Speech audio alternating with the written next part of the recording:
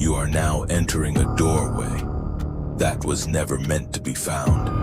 A frequency between logic and fear, static and memory, truth and illusion.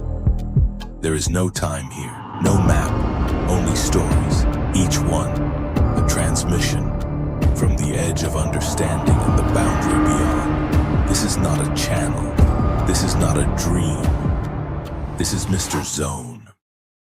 You're listening to Mr. Zone, where logic ends and shadows begin. Tonight's story is about routine, the comfort of it, the trap of it, and the strange machinery that holds it all together until something slips. Every morning he drove the same route.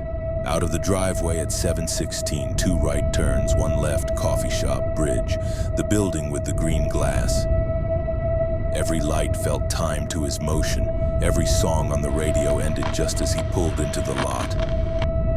The mail truck passed his street at 7:19 exactly. The same dog barked when he turned onto Hollis Avenue. Even the coffee machine at work sputtered in the same rhythm. A 3-beat pause, then hiss. He once tested it.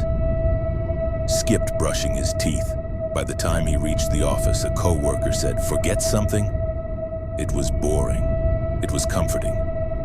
Until Tuesday. He was halfway across the bridge when he noticed the river below wasn't moving. Not slow, not still, frozen like glass. Then he looked up. A bird was paused mid-flight, 1 wing extended, stuck in the air. He blinked, and suddenly he was home again, in bed, alarm going off. 7 a.m., same song on the radio, same weather forecast, same pair of mismatched socks on the floor. It kept happening. Drive, bridge, glitch, restart. The coffee guy always smiled the same way. The woman with the yellow umbrella always crossed the same street. The radio always played the same interview, cut off just before the punchline. Day after day, week after week.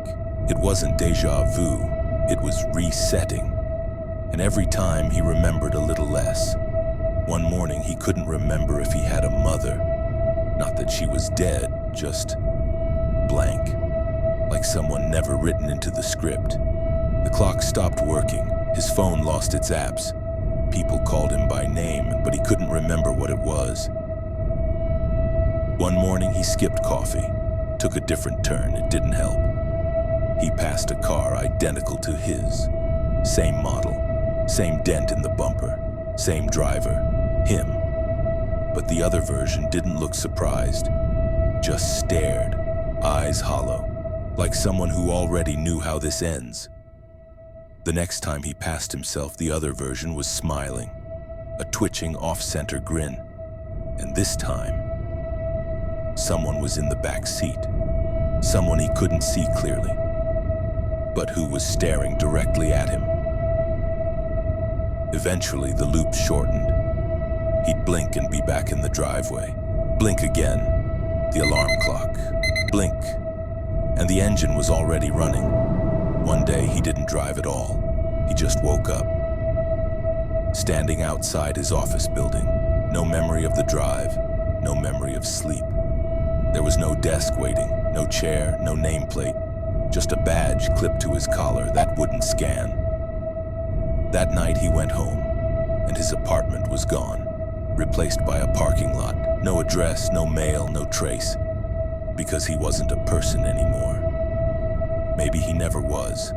He was just part of the pattern, a placeholder, a repetition that outlived its purpose.